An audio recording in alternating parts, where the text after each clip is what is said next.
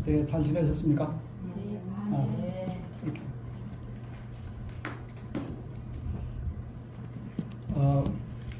우리가 지난 시간에는 그 에베소서 1장 1절부터 2절 인사에 대해서 우리가 좀 생각을 해봤습니다. 전에도 말씀드린 바와 같이 이 앞부분에서 중요한 그 개념들을 좀 우리가 잘 이해하고 넘어가는 것이 필요해서 좀 앞부분에서 좀 시간이 좀 걸리는데 너무 걱정하지 마시고요. 앞부분에서 중요한 그 개념이라고 할까 이런 내용들을 우리가 잘 이해를 하면 뒷부분에서는 좀 더 쉽게 또는 빨리 진행이 될 수가 있습니다.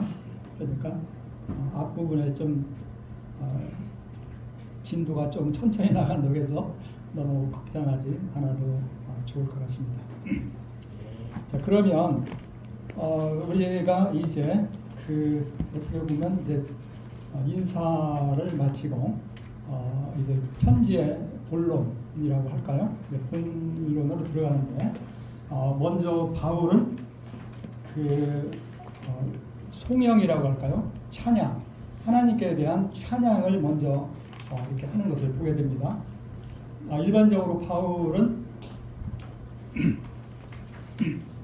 편지를 쓸 때 인사를 하고 그 다음에 먼저 일반적으로 대개 그 다른 편지들과 비슷한 그런 방법에 의해서 감사 그리고 기도하고 그 다음에 이제 본론으로 이렇게 들어가는데 여기 에베소서에서는 감사와 기도를 하기 전에 먼저 하나님께 대한 찬양을 먼저 하는 이와 같은 것을 우리가 보게 됩니다. 그 내용이 이제 다른 말로 송영, 하나님께 찬송과 영광을 드린다. 그런 뜻은 송영, 독솔로지라는 것은 영광을 드리는 그런 찬양이다. 이렇게 얘기할 수가 있겠는데 송영이 1장 3절부터 14절까지 나와요.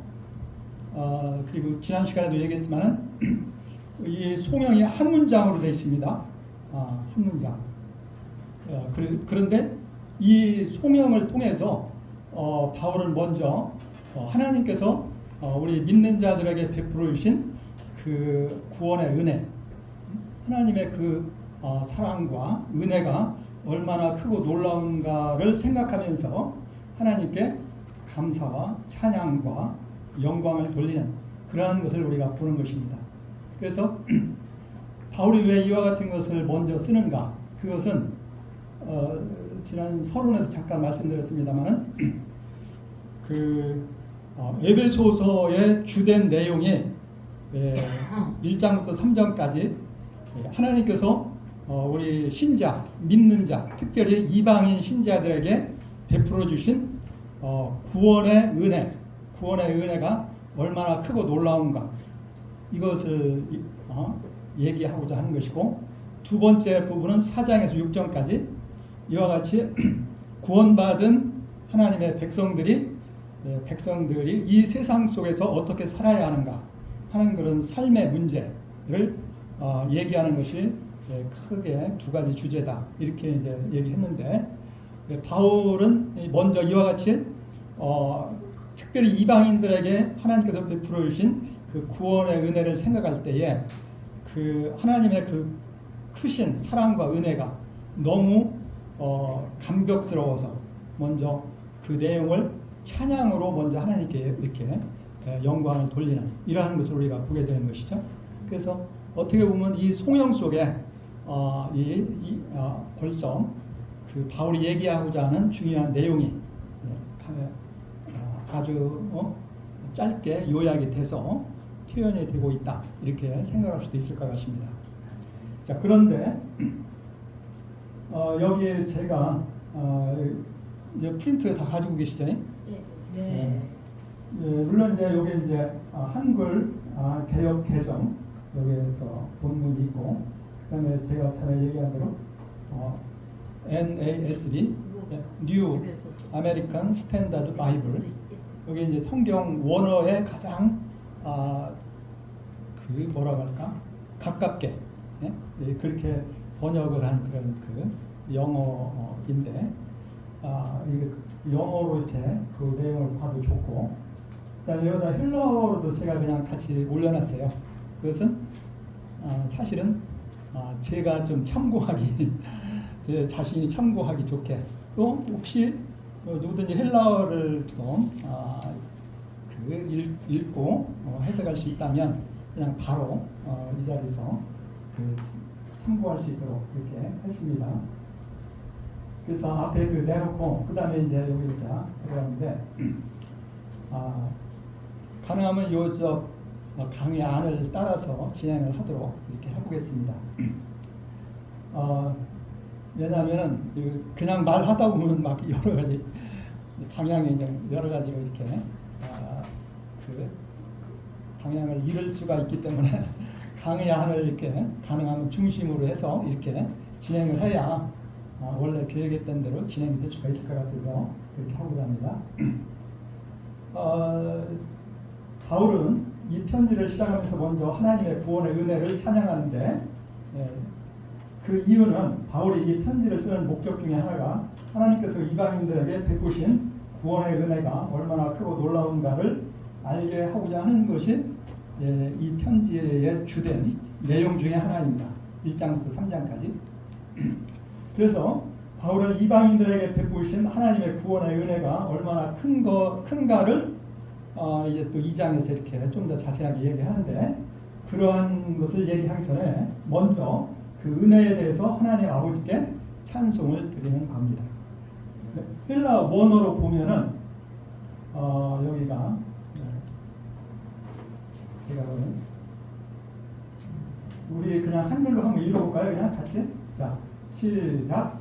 찬송하리로다 하나님 곧 우리 주 예수 그리스도의 아버지께서 그리스도 안에서 하늘에 속한 모든 신령한 복을 우리에게 주시되 곧 창세전에 그리스도 안에서 우리를 택하사 우리로 사랑 안에서 그 앞에 거룩하고 흠이 없게 하시려고 그 주신 뜻대로 우리를 예정하사 예수 그리스도로 말미암아 자기의 아들들이 되게 하셨으니 이는 그가 살아계신 자 안에서 우리에게 거두어 주신 바 그의 은혜의 영광을 찬송하게 하는 것이라. 그만 거기까지 읽다 좀 다 읽으면 어지러울 것 같아가지고, 자 여기 3절부터 14절까지가 한 문장인데 그 지난주에 권 목사님 얘기하신 대로 하나의 문장에서는 주어가 있고 수어가 있습니다. 이 주어가 하나님입니다.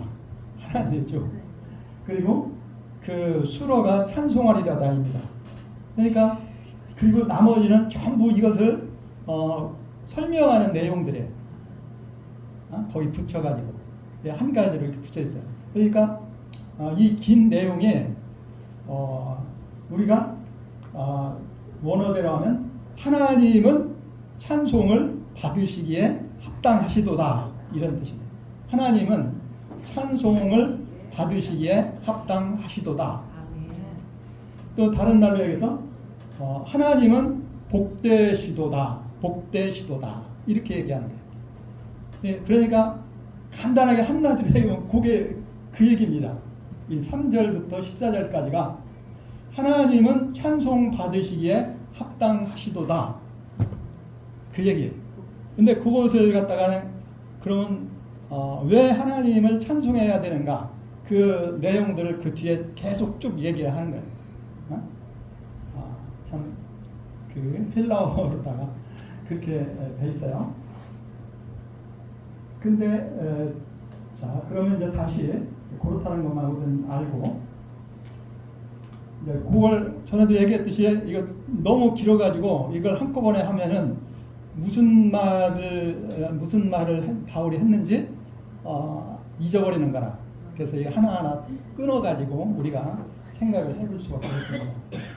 먼저 3절에 바울은 먼저 하나님께서 그리스도 안에서 우리 여기서 우리를 복 주셨다. 하나님을 왜 찬양하는가? 3절에 그 뭐라 했어요? 우리에게 하늘에 속한 모든 신령한 복을 주신 것을 인하여 하나님을 찬송한다.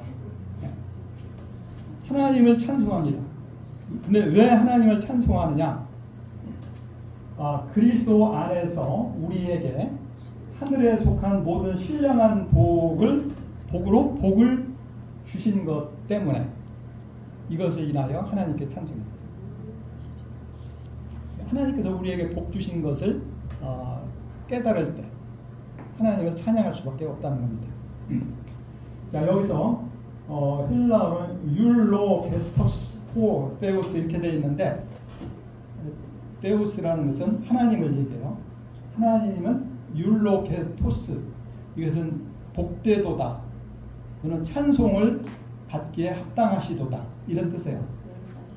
율로게토스라는 것은 원어대로 얘기하면 좋게 말하다, 좋은 말을 하다, 그런 뜻이에요.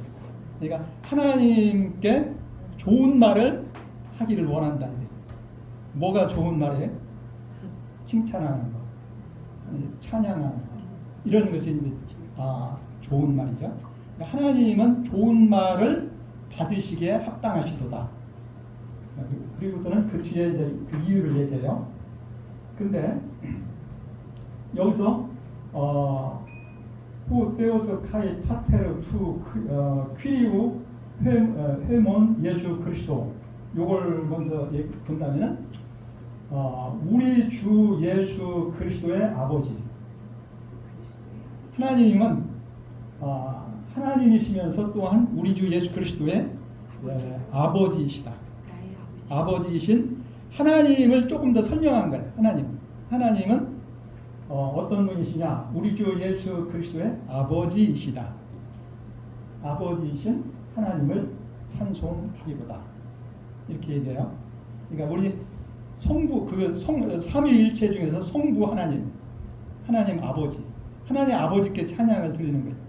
하나님 아버지는 우리 주 예수 그리스도의 아버지이십니다. 친아버지. 예수님은 하나님의 독생자, 외아들이십니다. 근데 그 이유가 그 나와 있어요. 왜냐하면 그분은 율로게사스, 복을 주신 하나님이기 때문에, 복을 주신 하나님, 우리를 모든 복으로, 근데 그것도 영적인 복으로, 그리고 엔토이스, 베프라니 우스, 그러니까 하늘에 있는 모든 영적인 복으로 우리에게 복을 주신 그 하나님을 찬양한다. 그리고 그 복을 어떻게 해주셨느냐? 그리스도 안에서, 이렇게 얘기해요. 자, 그런데 이거 좀 봅시다. 바울은 하나님을 찬송하는데, 그는 여기서 하나님을 우리 주 예수 그리스도의 아버지라고 해요. 그렇습니다. 하나님은 우리 주 예수 그리스도의 아버지이십니다. 1차적으로. 그리고 예수님은 그 하나님의 사랑받는 아들, 외아들. 우리 성경에서 많이 보죠. 예를 들어서 예수님이 그 세례 요한에게 세례를 받으시고 물에서 올라오실 때에 하늘에서 소리가 나기를 뭐라고 했습니까? 이는 내 사랑하는 아들이요 내가 기뻐하는 자다. 이게 예수님에 대한 하나님 아버지께서 특별하게 하시는 말씀이에요. 이 말씀에 세례 받을 때 변화산 상에서 이렇게 하나님께서 예수님을 사랑하신다. 하나님은 그를 기뻐하신다. 이걸 온 세상에 선포하는 거예요. 알려주시는 거예요. 자, 어쨌든 예수님은 이와 같이 하나님의 친아들이십니다. 요거 성구 같은 거 여러분들이 그냥 참고를 하기 바라요. 시간상 이거 다 하다 보면 시간이 부족하기 때문에 제가 그냥 조금 빨리 진행을 했습니다. 그리고 우리들은 이 예수님을 통하여 하나님의 양자가 된 것이다. 우리도 하나님의 아들이라고 하잖아요. 근데 우리는 예수님을 통해서 하나님의 양자가 된 거예요. 원래 죄로 인해서 하나님의 아들들 또는 자녀들이 아닌데 예수님의 십자가의 은혜로 하나님의 자녀가 되었어. 아들이 되었어. 그래서 우리를 양자라고 합니다. 그런데 여기 휘오데시아 양자 또는 아들 그 유대교 그 구약에도 그렇지만 특히 로마 법에 의해서 양자는 원래 친아들하고 똑같은 권한을 갖게 됩니다. 똑같은 권한을 갖게 됩니다. 예를 들어서 로마의 황제들 있잖아요. 양자들이 많아요. 양자 친아들이 아니고. 예를 들어서 로마의 초대 황제가 아우구스투스라고 하죠. 그런데 그게 이제 존엄자, 그런 명예로운 칭호를 붙인 거고 그의 원 이름은 옥타비아누스인데 그게 그 사람이 이제 시저 율리우스 시저의 양자예요, 양자. 그런데 똑같이 아들로 인정받아서 그 사람이 로마 초대 황제가 되는 거예요. 시저의 양자로서 로마의 초대 황제가 되는 거예요. 그리고 그 이후에도 양자들이 그 로마 황제를 된 사람이 많아요. 친아들이 된 것보다도 양자들이 이렇게 로마 황제가 된 사람들이 많아요. 이와 같이 로마 법에서는 양자가 됐어도 그 친아들과 똑같이 권한을 갖는 거예요. 지위와 그 다음에 나중에 상속이라든지 모든 권한을 이렇게 다 갖는 거예요. 우리는 예수님에 의해서 하나님의 양자가 되었어요. 그래서 우리는 그럴지라도 우리는 예수님과 함께 공동 상속자가 되는 거예요. 예수님께서 마태복음 28장 18절 이하에도 그러죠. 승천하시기 전에 제자들에게 말씀하시기를 하늘과 땅의 모든 권세를 내게 주셨으니 하나님께서 온 세상을 심판하는 권세를 내게 주셨느니라. 요한복음 5장에 네? 온 세계를 다스리는 권세를 예수님께 주셨다. 근데 우리 하나님의 양자가 된 우리도 예수님과 함께 같이 그 예수님의 통치에 같이 참여하게 되는 것이다. 그래서 로마서 8장 17절 우리가 아들이면 또한 상속자요, 하나님의 상속자요, 그것도 그리스도와 함께한 상속자, 그리스도와 공동 상속자니 이렇게 얘기하잖아요. 자, 양자가 되는 것은 그 친아들과 거의 동등한 그런 그 권세를 갖는다 이런 거예요. 이것은 이제 로마서 8장이라든지 우리가 갈라디아서 4장에서 아들이 4장에서 우리가 그 지난 학기에 배울 때에 그 주인의 친아들이라도 어렸을 때는 종과 같이 후견인 밑에서 훈련을 받아. 아들의 그 행사를 다 하지 못해. 오히려 파이 닫고 곳이라고 하지. 그러한 초등 교사에게 오히려 훈련을 받아요. 그러나 아들이 되면은 이제 성인이 되면 그 아들로서의 모든 권한을 갖게 되고 그걸 이제 행사할 수가 있는데 그 사도 바울은 거기서 뭐라고 하냐면 우리 예수 믿는 사람들이 바로 그러한 성숙한 아들이 되는 것이다. 이렇게 얘기하는 거예요. 그래서 우리는 예수님을 믿어서 그런 상속자, 양자가 되는 것이다. 이렇게 얘기해요. 자, 그건 좀 더 이따가 또 나오는데, 자, 바울이 여기서 하나님을 찬송하는 이유는 하나님이 그리스도 안에서 우리에게 하늘에 속한 모든 신령한 복을 주셨기 때문에. 자, 하나님께서 우리에게, 근데 여기서 우리가 하나님 기억해야 돼요. 우리에게 이러한 그 복을 주셨다 그랬어요. 여기서 얘기한 우리는 누구를 가리키는 거예요? 아무나 다? 아니죠. 예수 안에서 구원받. 그렇지. 구원받. 예수 믿는 사람들. 예수님을 믿는 사람. 인사에서 에베소 교회 성도들 그리고 그리스도 안에서 신실한 자들 곧 우리 예수 믿는 신자들 예수님을 나의 주님으로 믿는 신자들을 가리키는 거예요. 이러한 복을 누구에게 주셨느냐? 예수님을 믿는 신자들에게 주신 거예요. 근데 그 신자들이 곧 하나님의 아들들이고 거룩한 자들이고 하나님의 예수님 안에서 신실한 자들이다. 그래서 여기 보면 또 얘기하겠지만 그리스도 안에서 바로 이 말이 이제 그걸 우리에게 표현하고 있죠. 그리스도 안에 있는 자에게 이와 같은 복을 주신 것이다. 아멘. 이게 여러 번 나와요. 그리스도 안에. 이 바울이 굉장히 중요하게 강조합니다. 우리가 그리스도 안에, 예수님 안에 있다는 것은 참으로 중요한 거예요. 모든 복은 바로 거기서 주어지기 때문에 예수님 안에, 그리스도 안에 있다는 것은 바로 우리가 하나님의 백성이고 자녀고 하나님의 나라에 속한 자다. 이걸 얘기하는 거예요. 그래서 그것이 이제 다른 말로 성령 안에 같은 말. 안에 있다. 굉장히 중요한 거예요. 물고기가 물 속에 있는 것과 같이 그리스도 안에 있다는 것은 우리가 그리스도에게 속한 모든 것을 같이 누리는 거예요. 같이 누리는 거예요. 그리스도 안에 있는 게 중요한 거예요. 근데 우리가 어떻게 그리스도 안에 있게 됩니까? 성령으로? 아니. 우리가 어떻게 그리스도 안에 있게 되죠? 믿음으로 안에. 네. 너무 어렵게 생각할 거 없어요. 예수님을 믿음으로, 예수님을 참된 마음으로 나의 주님, 예수님은 하나님의 아들, 그리스도인 것을 알고 그분을 나의 주님으로 믿으면 그 사람이 그리스도 안에 있게 되는 거예요.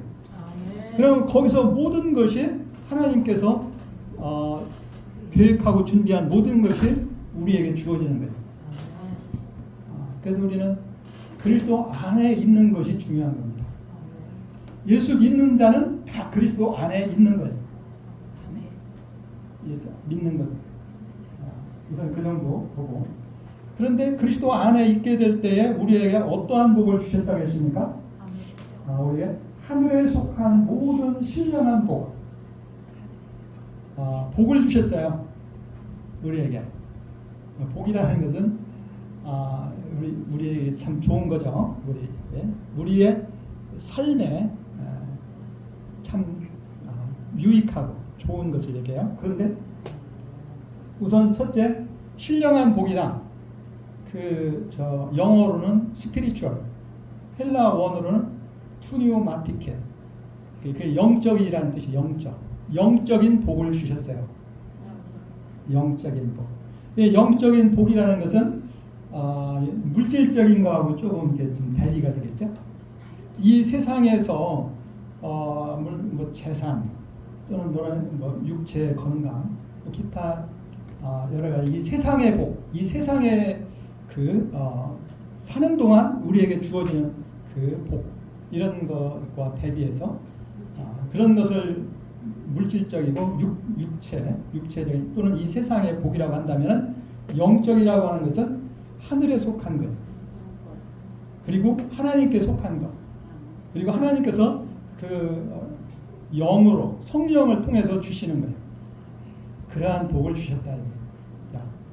이러한 영적인 복은 예수 믿는 자에게만 주어지는 거예요. 이 세상 사람들에게는 이 세상의 복이 좀 어느 정도 다 주어져요. 어느 누구도 복이 없이 살 수가 없어요. 그러나 신령한 복은 오직 그리스도 안에서 주어지는 거예요. 자, 우리가 그런 게 있잖아요. 은혜도 일반 은혜, 특별 은혜, 그렇죠? 일반 은혜라는 것은 예수를 믿든 안 믿든 모든 사람에게 그냥 하나님께서 다 똑같이 주시는 거예요. 인간에 다 주시는.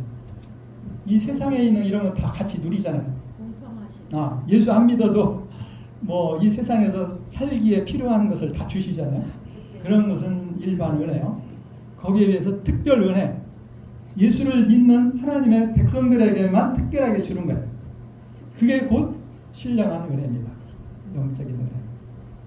그리고 또 그런 말도 있잖아요. 계시도 일반 계시, 특별 계시. 일반 계시라는 것은 뭐 이 자연을 통해서 모든 사람들에게 하나님이 자기가 누구신가를 알려주신 거예요. 근데 이제 그걸 깨닫지를 못하는 게 문제죠. 그 특별 계시는 예수님을 통해서 믿는 자들에게 그 영적인 것을 깨달을 수 있는 그런 그 능력, 은혜 주시는 것. 그것이 특별 계시죠. 복도 일반적인 거, 그 일반 은총이나 마찬가지. 거기에 비해서 신령한 복, 신령한 은혜, 신령한 은총. 근데 그걸 하늘에 속했다고 했어요. 하늘에 속했다는 것의 반대는 땅에 속한 거의 반대예요. 땅에 속한 것은 뭐 아까 얘기한 물질적이고 이런 눈에 보이는 거, 이 세상에 속한 것, 이런 것이 땅에 속한 거죠. 이 땅에 속한 것은 사라지는 거예요. 사라지는 거예요. 우리가 이 흙으로 와서 흙으로 다 돌아가잖아요. 그러나 하늘에 속한 것은 하나님께 속한 거예요. 영원한 하나님께 속한 것. 뭐 어떻게 보면 이 땅도 하나님께 속했지만은 특별히 그 하나님의 그 처소, 하나님께 속한 그런 그러한 것을 가리킨다. 이렇게 얘기할 수가 있어요. 영원하고 영적인 이러한 거. 그래서 눈에 보이지 않지만 하나님께 속한 이러한 모든 그런 신령한 영적인 복을 우리에게 주신 것을 생각할 때에 우리 예수님의 우리 예수 그리스도의 아버지이신 우리 하나님을 찬송할 수밖에 없다. 그런 얘기죠. 크게 얘기합니다. 이건 제가 좀 설명을 한 거고 여기 그 마태복음 6장 19절에서 34절에도 이렇게 지 보물을 땅에 쌓아두지 말라. 보물을 하늘에 쌓아두라. 땅에 있는 이 세상에 눈에 보이는 것을 위해서 살지 말고 영원한 하나님의 나라 그걸 위해서 살아라. 그런 걸 얘기하죠. 그런 것을 생각해 볼 수가 있어요. 골로새서 3장에는 하늘과 땅 이것을 얘기하죠. 이런 것은 제가 여러분들이 참고하기 바라요. 나중에 시간이 있으면 더 보겠지만 이거 하나하나 다 하려면 시간이 부족하기 때문에 자, 첫 번째 크게 우리 하나님을 우리는 찬양할 수밖에 없다. 네. 하나님께서 그리스도 안에서 우리가 예수님을 믿어서 예수님 안에 있게 될 때 하늘에 속한 모든 신령한 영적인 이 세상 사람 아무에게나 주지 않는 오직 하나님의 백성에게만 주는 영적이고 영원한 그러한 복을 우리에게 주셨기 때문이다. 주셨다. 이미 주셨다는 거예요. 과거에 주신 거예요. 신령한 복을 우리에게 주셨어요. 근데 그 다음부터 이 4절부터는 그 내용을 좀 더 자세하게 설명하는 거예요. 좀 더 자세하게. 여기서 4절에 하나님은 뭐라고 해요? 창세 전에 첫 번째 하나님께서 주신 신령한 복이 뭐냐? 창세 전에 그리스도 안에서 우리를 선택하셨다. 선택하셨는데 그 목적은 우리가 사랑 안에서 하나님의 사랑 안에서 하나님 앞에 거룩하고 흠이 없게 하시기 위한 것이다. 이렇게 얘기하고 있어요. 지금 이제 바울이 하나님께서 우리에게 신령한 복을 주셨다고 했는데 그 내용을 이제 차례차례 하나씩 설명을 하는 거예요. 첫 번째가 뭐라고요? 하나님께서 우리를 선택하셨다. 선택하셨다. 그것도 창세 전에 여기서 창세라는 것은 온 세계의 창조, 온 세계 만물의 창조 전에 이미 벌써 우리를 택하셨어. 선택이라는 것은 여러 가운데서 특별히 어떤 것을 뽑은 것을 얘기해요. 선택. 그래서 우리를 하나님께서 이렇게 복을 주셨는데 하나님은 벌써 창세 전에 그것을 계획하시고 우리를 선택을 하셨다. 여기 앉아있게 하셨다. 네. 우리가 이 세상에 태어나기 전부터 벌써 하나님께서 모든 것을 다 계획하고 아멘. 준비하셨다. 그런 아멘. 얘기. 그런데 그것도 그리스도 안에서 아멘. 모든 것이 하나님께서 모든 것을 그리스도 안에서 하신다. 선택도 그리스도 안에서 하셨다. 이렇게 얘기해요. 사실 우리는 그렇게 그랬다고 하니까 그런 줄 알지 우리는 모르죠. 그러나 하여튼 그거를 왜 같이 읽고 있습니다. 근데 하나님께서 우리를 선택하신 그 목적이 있어요. 우리를 하나님의 백성이 되도록 선택을 하셨는데 그 목적은 우리가 사랑 안에서 하나님 앞에 거룩하고 흠이 없게 하고자 하는 것이 우리를 선택하신 목적이다. 여기 우리는 하나님의 백성. 항상 그걸 전제가 되고 있는 거예요. 아멘. 그래서 헬라어로 보면 카도스, 곧, 엑셀렉사토 선택했다. 과거에 이미 했다. 우리를 그 안에서 창세 전에 그 목적은 우리가 사랑 안에서 그 앞에 하나님 앞에 거룩하고 흠이 없게 하기 위해서. 그러니까 하나님께서 우리 이미 벌써 다 아신 거예요. 우리 인간이 죄를 지을 것을 다 알고 죄 가운데 있을 것을 아셨어요. 그러나 그 가운데에서 우리를 선택해서 우리를 하나님 앞에 우리를 거룩하고 흠이 없게 하시기를 원하셨다. 왜 그럴까요? 하나님 자신이 거룩하십니까? 거룩하다는 것은 구별된다는 얘기예요. 흠이 없다. 흠이 없다는 건 완전하다. 그런 뜻이에요. 그러니까 우리가 구약 성경에 보면은 하나님께 그 제사를 드릴 때, 제물을 드릴 때 흠이 없는 것으로 드리라고 그러죠. 흠이 없는 거, 완전한 거. 그걸 하나님은 원하시는 거예요. 물론 이 세상에서는 우리가 다 흠이 있어요. 흠 없는 사람 없어. 그러나 궁극적으로 하나님께서는 우리를 흠이 없고 완전하게 만드시는 거예요. 하나님이. 네? 하나님 자신이 그것이 곧 영광스러운 것이고 그것이 하나님 자신의 모습입니다. 그걸 통해서 하나님의 영광을 드러내기를 원하시는 거예요. 그러니까 거룩하다는 말에는 구별된다. 특별히 죄에서 구별된다. 그런 뜻도 있고 거룩하다는 것은 완전하다. 그런 뜻도 있고 그렇기 때문에 거룩한 것은 영광스러운 것입니다. 이와 같이 이것은 우리가 하나님 앞에 이렇게 거룩하고 흠이 없는 제물과 같이 하나님을 기쁘시게 하고 하나님께 영광 돌리는 그러한 사람들이 되기를 원하신 것이다. 그게 하나님의 궁극적인 목적이라는 거예요. 로마서 8장 29절에도 하나님께서 우리를 선택하시고 예정하셨는데 그것은 우리로 예수님과 같이 예수님을 닮게 예수님과 같이 되게 하는 거예요. 그러니까 여기서 거룩하고 흠이 없는 것은 예수님과 같이 되는 거예요. 완전한 사람이 되게 하는 거. 그게 이제 궁극적인 목적이라는 겁니다. 그런데 영화라고 하죠. 그게 궁극적인 목적이라는 거예요. 여기서 우리는 신자. 이것은 이제 참고하기 바래요. 이거 다 그냥 이렇게 좀 넘어가요. 세 번째.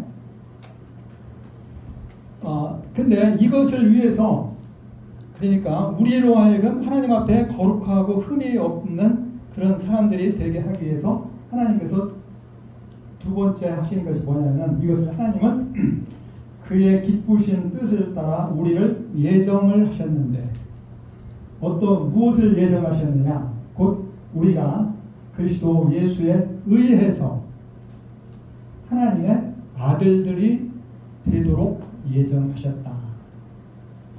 우리가 죄 가운데 있는데 그러한 우리들을 예수에 의해서 그리스도 예수에 의해서 하나님의 아들들이 되도록 정하셨다는 거예요. 선택하고 예정하셨다. 궁극적인 목적은 거룩하고 흠이 없는 건데 그래서 우리가 하나님의 아들이 되도록.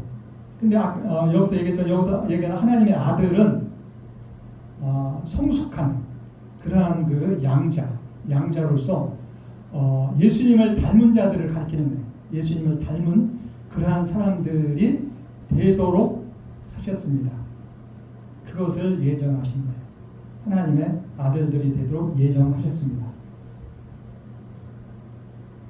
근데 그것이 이게 하나님의 그 기쁘신 뜻을 따라, 하나님의 기쁘신 뜻을 따라, 이 모든 것이 하나님의 원 계획과 뜻에 따라서 이루어졌다. 이게 바울이 여러 번 강조해요. 예정은 미리 정하셨다는 뜻이에요. 미리 정하셨다. 그러니까 그것은 우리가 예수님에 의해서 하나님의 아들이 되도록. 요 말도 중요한 거예요. 예수 그리스도에 의해서, 예수님 안에서, 예수님에 의해서. 또 한 가지 중요한 게 뭐가 있냐? 예수님을 위하여. 이 말들이 굉장히 중요합니다. 자, 의해서라는 건 뭡니까? 예수님에 의해서. 우리가 예수님에 의해서 하나님의 아들들이 되도록 계획을 세우셨어요. 우리가 어떻게 예수님에 의해서 하나님의 아들이 됩니까? 구원을 고백함으로써. 그렇지.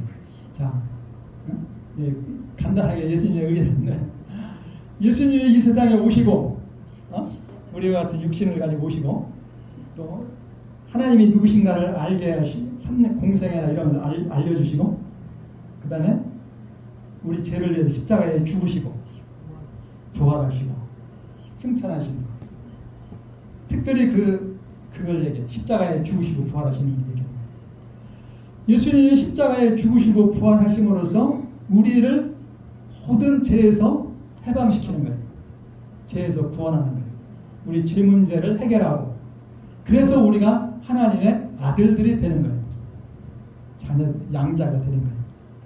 그래서 예수님에 의해서, 예수님의 십자가의 죽으심과 부활을 통해서, 의해서라는 건 어떻게 보면 방법이죠. 방법. 하나님의 방법. 하나님의 방법은 예수님에 의해서. 우리가 기도할 때 예수님 이름으로 기도한다고 하잖아요. 거기서 예수님의 이름으로라는 게 무슨 뜻인지 아세요? 예수님의 이름에 의해서. 예수님의 이름에 의해서 기도한다는 뜻이야. 예수님의 이름을 의지해서. 예수님의 그 권세를 의지해서 기도한다. 그런 뜻입니다. 그러니까 예수님에 의해서 살아야 돼. 우리는 예수님에 의해서 살아야 돼. 예수님 안에서 살 뿐만 아니라 우리는 예수님에 의해서 살아야 돼. 그러면 예수님이 우리와 함께 계시잖아요. 예수님의 우리에게 은혜와 능력과 모든 것을 주셔요. 지혜도 주시고, 예수님이 우리를 통해서 일하시는 거야. 예수님에 의해서. 굉장히 중요하죠? 우리가 살 때 예수님 안에서, 예수님에 의해서, 그리고 예수님을 위하여. 예수님을 위해서 사는 건 예수님의 하나님의 영광을 위해서 사는 거예요. 하나님 기뻐하시는 거예요. 자, 근데 하나님께서는 우리가 하나님의 아들들이 될 것을 예정하셨어요. 근데 그것이 우리가 어떻게 하나님의 아들들이 되느냐? 그 아들 예수님에 의해서, 예수님을 알고 믿음으로 하나님의 백성이 될 것을, 자녀 아들들이 될 것을 예정하셨다. 그렇게 말합니다. 첫 번째 선택, 두 번째 예정. 선택은 목적이 하나님 앞에 우리를 거룩하고 흠이 없게 하는. 두 번째는 그 예정은 우리가 예수님에 의해서 하나님의 아들들이 될 것을 예정합니다. 양자. 그래서 하나님의 모든 것을 상속받는 상속자가 되도록 그렇게 계획을 세우셨다.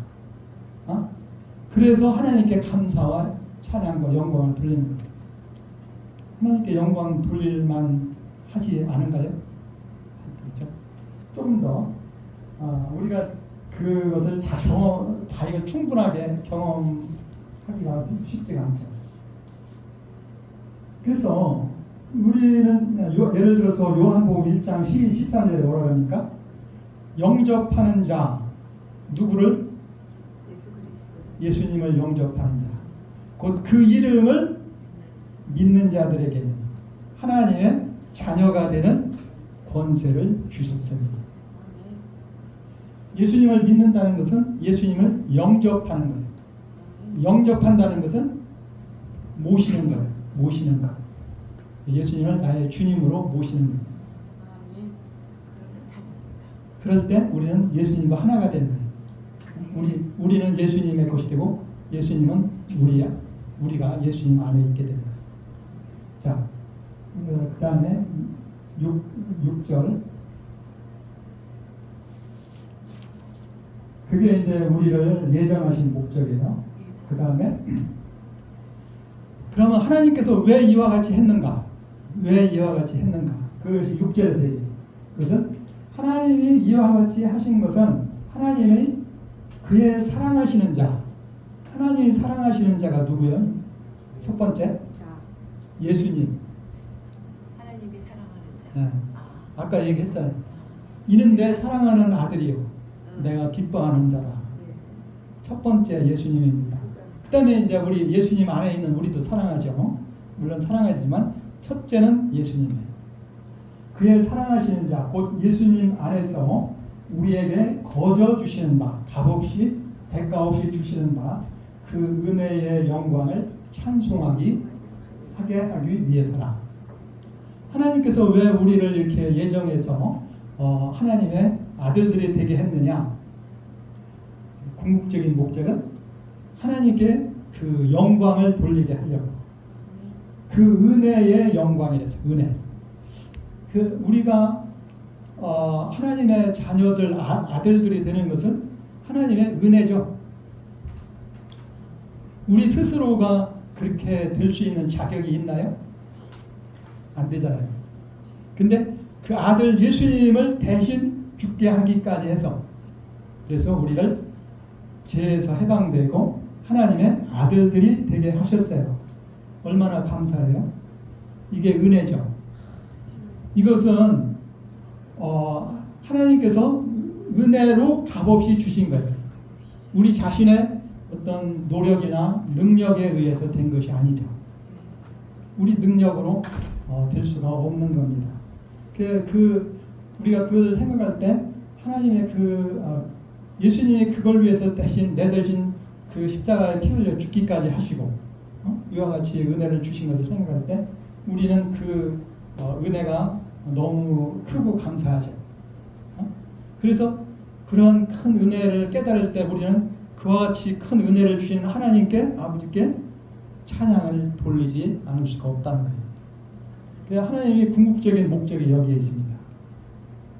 하나님은 모든 일을 그냥 헛되게 하지 않으셔. 하나님 자신의 영광을 위해서 하시는 겁니다. 그것은 하나님이 그의 사랑하시는 그리고 이것도 다 예수님 안에서 이루어지는 거예요. 예수님 안에 있는 사람이나 하나님께 감사하고 찬양할 줄 알지. 예수님 모르는 사람들이 하나님 찬양하고 그러는 거 봤어요? 아니잖아요. 그래서 예수 안에 있는 자고 우리에게 거저 주시는 자. 그 은혜의 영광, 은혜인데 그 은혜가 얼마나 놀랍습니까? 영광스러운가. 그리고 그 은혜의 그 영광을 생각할 때 우리 하나님께 찬양을 드리지 않을 수가 없다. 이겁니다. 그것을 에카리포센 이것은 뭐 은혜를 주셨다. 이 뜻이에요. 은혜를 주셨다. 은혜를 주셨다는 것은 값 없이 대가 없이 주셨다. 그런 뜻이죠. 자, 이것이 여기에 이제 그 하나님께서 우리에게 이와 같이 신령한 복을 주신 그 목적이 나와 있어요. 그 다음에 조금 더 이제 구체적으로 나갑니다.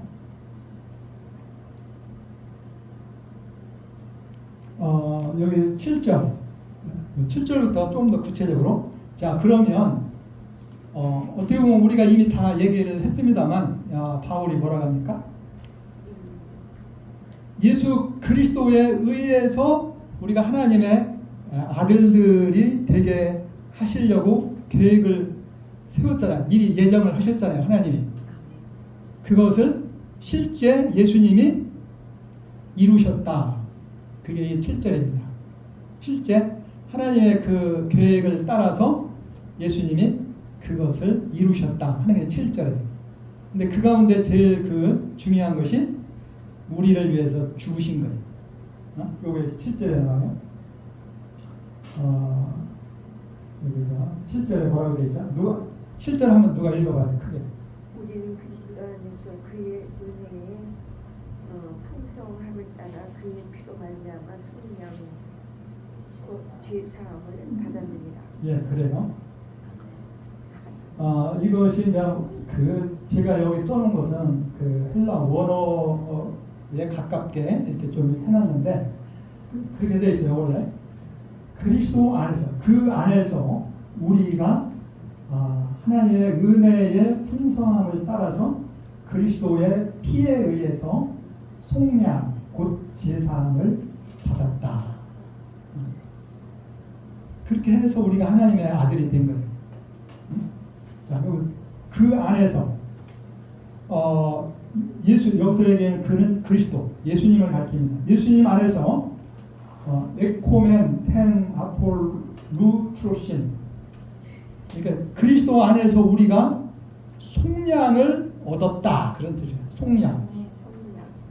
이게 이제 헬라 원어는 아폴로 투르신이거든. 아폴로 투르신 무슨 뜻이냐면은 이것은 해방시킨다는 뜻을 가지고 있어요. 해방.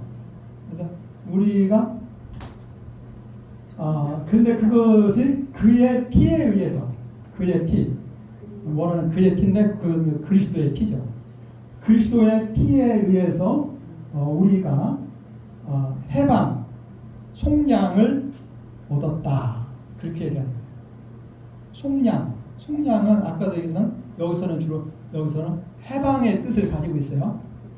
그럼 우리가 왜 해방이 필요해요? 우리에게 왜 해방이 필요해요? 죄의 속박에서. 그렇지. 이제 바울이 2장에서 좀 더 자세하게 설명하지만 모든 사람이 죄로 인해서 이 죄와 죽음과 악의 세력에 지배하에 있는 거예요. 거기서 벗어나지를 못해. 어둠 가운데 갇혀 있는 거예요. 이스라엘 사람들이 애국에서 노예 상태에 있는 것과 같이 우리 모든 사람이 하나님을 모르고 죄 가운데 있을 때에는 이게 그 어둠에 그 속박되어 있는 거예요. 감옥에 갇힌 것과 같이 죄와 죽음의 지배, 악의 세력에 지배하여 있어. 거기서 벗어나지를 못해. 영원한 것을 보지 못해. 눈에 보이는 것만 보고 살아. 거기에 참된 행복이 없어. 그걸 다른 말로 죽음이라고 해요. 그런데 이러한 상태에서 우리를 해방시킨 거예요. 자유롭게 한 거예요. 그래서 하나님의 영생을 얻게 한 거예요. 이게 속량입니다. 속량. 많이 그런 표현을 하죠. 다른 말로 노예를 해방시킨 것과 같아. 우리가 죄의 노예였는데 거기서 해방시킨 거예요. 또 죽음의 노예였는데 거기서 해방시킨 거예요. 또 악의 세력의 노예였는데 해방시켰어요.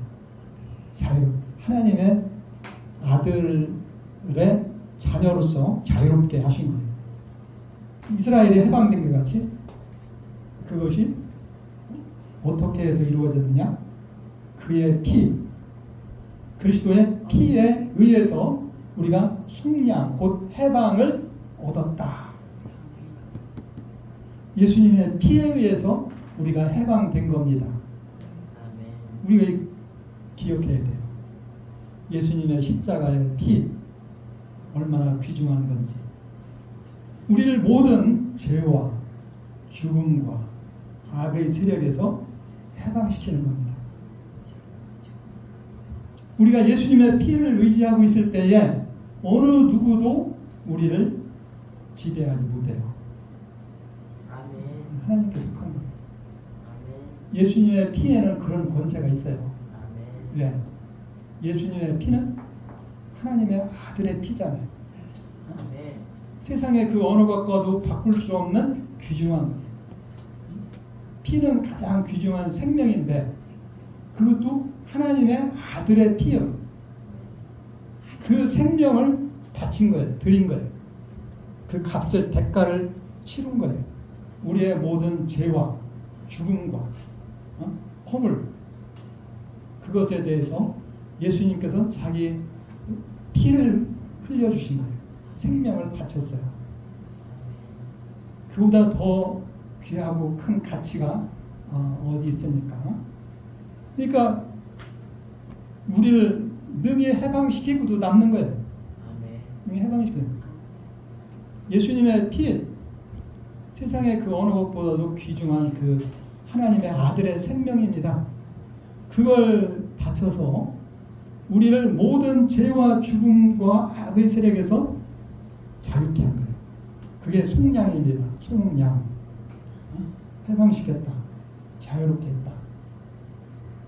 애굽이 다시 이스라엘을 노예로 삼지 못합니다. 우리가 마찬가지로 그리고 이스라엘은 하나님께 속한 자가 되는 거예요. 우리가 예수님의 피에 의해서 하나님의 백성이 될 때에 사실 모든 악의 세력은 우리를 지배하지 못하는 거죠. 우리가 어리석어서 그걸 모르고 스스로 그 어두움의 종이 되는 거예요. 그런데 몰라서 어떤 측면을 몰라서 스스로 악의 종이 되는 거예요. 말하자면 이론적으로 그 왕의 아들이 그 자기가 그 왕의 아들인지 모르고 세상에서 거지같이 사는 거야. 그래서 세상의 악한 자들에게 굴복하고서 이렇게 살고 있는 거예요. 왕의 아들이 그렇게 살면 돼요? 자기가 왕의 아들인 걸 알면은 내가 왕의 아들인데 그냥 다른 사람들 꼼짝 못하잖아요. 그렇게 돼 우리 하나님의 아들들이거든. 예수님의 피 그게 그렇게 귀중한 겁니다. 이 피에 의해서 우리가 이와 같이 속량을 얻었어요. 그런데 그것을 이제 바울은 다른 말로 뭐라 했냐면 제사함이라고 했어요. 제사함. 카타투 플루투스테스 카리타스 그러니까 이게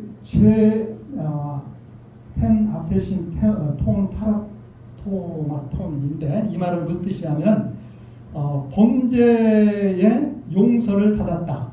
앞에신이라는 것은 용서, 제사함. 우리들이 원죄가 있고 자범죄가 있다고 하잖아요. 원죄뿐만 아니라 우리가 지은 모든 그 허물, 잘못 이런 것까지 다 용서받은 거예요. 앞에신이라는 것은 무슨 뜻이냐면 보낸다는 뜻이야. 보낸다, 내보낸다는 뜻이야. 다른 말은 면제. 그러니까 우리가 죄 용서 받는다는 것은 우리 죄를 다 면제해서 우리에게 떠나 보내는 거예요. 없는 것을 만드는 거지. 그러니까 이제 십자가의 피로 그렇게 했어요. 그래서 우리가 해방되는 거예요. 여기서 죄도 이제 헬라어로 여러 가지 용어가 있는데 여기서 얘기하는 파라토마라는 것은 길에서 벗어나는 것을 얘기해요. 하마르티아라는 것은 초점에서 벗어나는 걸 얘기하고, 여기서 얘기하는 파라토마라는 것은 길에서 정도에서 벗어나는 거예요. 그게 다체인데, 그런 것에 대한 그 대가를 치러야 되는데 거기서 해방된 거예요. 그것을 거기에 대한 그 형벌에서 벗어나는 거죠. 자, 근데 여기다가 또 바울은 무슨 말을 붙이자면 그의 은혜의 풍성함을 따라, 이게 다 하나님의 은혜의 풍성함에 의해서 주어진 거다. 예수님이 우리 대신 십자가에 죽으셨다. 뭐하러 그렇게 해? 하나님 우리를 사랑하니까. 하나님의 은혜가 그렇게 크다는 거예요. 값없이. 우리가 뭘 잘했다고. 하나님의 은혜가 그렇게 큰 거예요. 예, 그러니까 예수님이 십자가에 죽으셔가지고 우리를 용서를 하고 우리를 해방시킨 것은 하나님의 은혜가 얼마나 큰가, 그걸 우리에게 보여주는 것이다. 그런 의미입니다. 자, 이거 7절에서 그렇게 이제 얘기를 했어요. 좀 더 구체적으로 얘기한 거죠. 우리를 하나님의 아들들이 되게 하기 위해서 죽으신 거예요. 예수님. 그 다음에 8절 봅니다. 8절. 8절부터 10절까지 한번 같이 읽어볼까요? 자, 시작. 이는 그가 모든 지혜와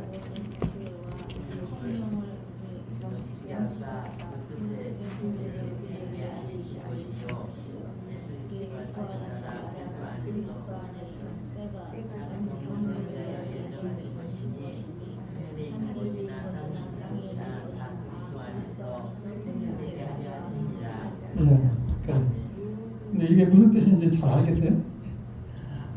그러니까 이것을 조금 더 자세하게 얘기하면, 제가 이렇게 그 원어에 가깝게 이렇게 해놨는데 6번, 하나님은 그 은혜, 속죄의 은혜를 우리에게 넘치게 주셨어요. 근데 그것도 모든 지혜와 총명 안에서 우리에게 넘치게 주셨습니다. 이 말은 다른 말로 하나님께서 그 속죄의 은혜와 함께 믿는 우리에게 모든 지혜와 총명을 주셨다. 그렇게 이해하면 좋을 것 같아요. 하나님께서 우리에게 제3의 그 은혜를 주셨다고 했잖아요. 그것과 함께 우리에게 모든 지혜와 총명을 주셨다. 그러니까 우리의 죄를 용서하실 뿐 아니라 우리에게 모든 지혜와 총명을 주셨어요. 여기서 얘기하는 지혜는 하나님의 지혜. 그렇지. 세상 지혜, 세상에서도 지혜가 있어야 좀 앞서 나갈 수가 있어요. 지혜가 없으면 뒤처지고 맨날 당하잖아요. 근데 여기서 얘기하는 지혜는 하늘의 지혜, 하나님의 지혜, 영적인 지혜. 고린도전서 2장에 하나님의 어리석은 것이 세상 지혜보다 더 지혜롭고 하나님의 약한 것이 세상의 능력보다 더 강하다 그러잖아요. 하나님의 지혜. 근데 반대로 세상 사람들이 볼 때는 하나님의 지혜가 어리석게 보여. 예수님의 십자가에 죽으신 것이 어리석게 보이고 무능한 것 같이 보여. 근데 거기에 하나님의 지혜가 있고 하나님의 능력이 있다는 거예요. 자, 어쨌든 여기서 얘기하는 모든 지혜, 하나님의 지혜, 하늘의 지혜와 총명이라는 게 뭡니까? 머리가 잘 돌아가는 거예요. 이해심, 이해력. 말하자면 이제 그냥 보통 일반적으로 얘기해서 쉽게 얘기해서 공부 잘하는 거예요. 잘 이해하고, 잘 이해. 영어로는 understanding. 잘 이해, 잘 깨달아. 잘 이해하고 잘 깨달아. 그게 총명이에요. 그러니까 이치를 잘 깨닫는 거예요. 머리가 좋은 거죠. 근데 여기서 얘기하는 총명은 세상의 그 총명, 세상에서도 총명하려고 뭐 애를 쓰잖아요. 근데 그러한 좀 그 세상 총명이 아니라 하늘의 것을 깨달을 수 있는 총명을 주시는 거예요. 영적인 진리를 깨달을 수 있는 이해력, 총명, 영적인 지혜와 영적인 총명을 우리에게 함께 주셨다는 겁니다. 왜 이와 같은 지혜와 총명을 주셨느냐? 두 번째, 하나님의 비밀을 깨닫게 하려고. 하나님의 비밀. 그래서 하나님은 그리스도 안에서 어떤 비밀이냐면 하나님께서 미리 계획하시고 준비한 그 비밀을 우리 예수 믿는 사람들이 깨닫게 하시고자 지혜와 총명을 주셨다는 겁니다. 그리스도 안에서 그것도 하나님께서 미리 정하신 거예요. 그래가지고 그 비밀인데 그것도 하나님이 기뻐하심을 따라 그의 뜻에 하나님의 뜻의 비밀을 우리에게 알리셨다. 알리셨어. 총명이 계시라고도 볼 수 있는 건가요? 그렇지. 계시에 의해서 우리가 깨닫는 거예요. 계시라는 것은 하나님께서 알려주신다 그런 뜻이고, 총명은 우리가 그것을 깨닫는다 그런 뜻이에요. 계시는 하나님께서 알려주신다는 뜻이고, 총명은 우리가 그것을 깨닫는다. 그런 하나님이 알려주셔도 우리가 그걸 깨달아야죠. 총명이 있어서, 영적인 총명이 있어서 그걸 깨달아야 우리 것이 되는 거예요. 깨달은 게 은혜죠. 그렇죠. 그것도 하나님의 총명입니다. 영적인 총명. 그래서 하나님의 그의 비밀, 하나님의 비밀을 깨닫는 것이 중요한 거예요. 하나님 그 뜻의 비밀을 우리에게 알려주셨어요. 우리는 하나님의 그 비밀을 우리가 알게 되었어요. 그 비밀이 뭔지 아세요? 바울이 이제로 에베소서 3장에서 좀 더 자세하게 얘기하는데, 한마디로 얘기하면 복음입니다. 복음이 비밀이에요. 하나님의 거기에 놀라운 계획이 들어있잖아요. 인간 구원에 대한 계획이 들어있잖아요. 그래서 이것은 하나님께서 그 영적인 지혜와 총명을 주셔서 깨닫게 할 때에 그걸 우리가 깨닫게 되는 거예요. 세상 사람들은 그러한 것이 없으니까 못 깨닫는 거예요. 그런데 이제 하나님께서 그걸 깨닫게 하실 때, 그 깨닫게 되면 알게 되는 거죠. 이게 이제 말하면 이것은 밭에 감추인 보화와 같은 거예요. 사람들이 많이 여러분 지나다녀도 그 속에 뭐가 있는지 몰라.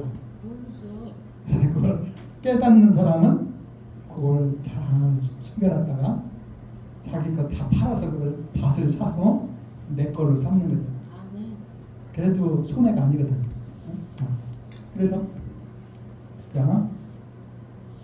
그 비밀을 우리에게 알리셨습니다. 그런데 여기서는 그 비밀을 또 어떻게 얘기하냐면, 조금 더 얘기해서 그것은 때가 찬 경륜을 위한 것이다. 이것은 때가 찬 경륜이라는 것은 이 시대의 완성을 얘기하는 거예요. 시대의 완성. 때가 찼다. 때가 찼다는 것은 시대의 완성. 다른 말로 얘기해서 역사의 종말. 종말의 경륜. 경륜이라는 것은 여러 가지 뜻이 있는데, 하나는 계획이라는 뜻이 있어요. 그럼 다른 또 섭리라는 뜻도 있겠죠. 또 다른 말은 보다 더 그 일반적인 언어로는 시행, 실천, 시행한다는 뜻이에요. 그러니까 종말의 시행, 종말이 이루어지도록, 하나님의 계획한 종말이 이루어지게 하기 위해서 이렇게 했다는 거예요. 그런데 그것을 이제 좀 더 자세하게 설명하는데, 곧 그리스도 안에서 하늘에 있는 것이나 땅 위에 있는 것이나 모든 것이 통일되게 하려는 것이다. 그것이 여기서 얘기하는 비밀이에요. 크게 보면 복음인데 그걸 조금 더 여기서는 구체적으로 종말에 대한 비밀을 우리에게 알려주셨다. 이 역사의 종말이 어떻게 될 것인가? 그리스도 안에서 만물이 통일된다. 그게 하나님의 궁극적인 계획이라는 거예요. 이제 골로새서에서도 같은 얘기가 나오겠는데 하나님의 궁극적인 계획을 알려주셨어요. 우리의 구원뿐만 아니라 더 나아가서 온 세계 만물이 그리스도 안에서 통일된다. 그것이 하나님의 궁극적인 계획이다. 그것입니다. 그것을 이루게 하시기 위해서 이와 같은 것을 우리에게 알려주셨다. 이렇게 얘기하는 거예요. 역사의 종말. 여기서 통일된다. 그것은 여기서 보면 헬라어로 아나케팔라이오. 그것은 머리가 된다. 예수님이 머리가 되고 모든 만물이 거기에 하나로 뭉쳐진 연결이 돼서 통합되는 거예요. 그래서 이제 하나님의 여기서 얘기하는 비밀은 물론 첫째는 구원의 비밀인 복음이죠. 근데 그것을 조금 더 구체적으로 들어가면 특별히 종말에 대한 그 계획입니다. 하나님 종말에 대한 계획인데 이 역사가 어떻게 될 것인가 아무도 모르죠. 요한계시록에 기록된. 그러나 우리 그리스도인들은 알아요. 아멘. 우리는 이 역사 그리스도께서 다시 오셔서 온 세계를 통일시키신다. 아멘. 그리스도께서 다스리신다. 모든 죄와 죽음과 악의 세력은 제거되고 하나님께서 정의와 진리로 아멘. 그리고 사랑으로 다스리시는 그러한 영원한 하나님 나라가 이루어진다. 거기에는 우리 예수 믿는 신자들만 참여하는 것이 아니고 만물이 같이 참여한다. 그렇게 얘기해요. 성경. 만물이 같이 참여해요. 로마서 8장 23절 만물이 그리스도 그 하나님의 자녀들 아들들이 나타나기를 기다린다. 그래서 만물도 이 썩어짐의 종노릇하는 데서 해방되기를 원한다. 만물이 다 그리스도 안에서 통일되는 그러한 것이 하나님의 계획이다. 그걸 우리에게 알려주셨다는 거예요. 무적경에 갇히면 만물이 해방돼요. 네? 마귀들이 무적경에 다 갇히고 나면 그렇죠. 불가유하게 던져지고 나면 뭐 정확한 시점 이런 것은 우리가 좀 더 자세하게 살펴봐야 되겠지만은 궁극적으로 모든 악의 세력은 제거되고 하나님께서 정의와 진리로 다스리신 평화의 나라, 완전한 하나님의 그 복된 나라가 되겠죠. 이제 요한계시록 21장, 22장과 같은 그러한 그 세계가 이루어질 것입니다. 그래서 그리스도 안에서 하늘에 있는 것이나 땅 위에 있는 것이나 모든 만물이 다 통일되게 한다. 통합된다. 이게 하나님의 계획입니다. 다른 성경에도 뭐 다 많이 나와 있는데 참고하기 바라고요. 그 다음에 11절 12절에서 바울이 뭘 얘기하냐면 유대인의 구원을 먼저 얘기합니다. 유대인의 구원.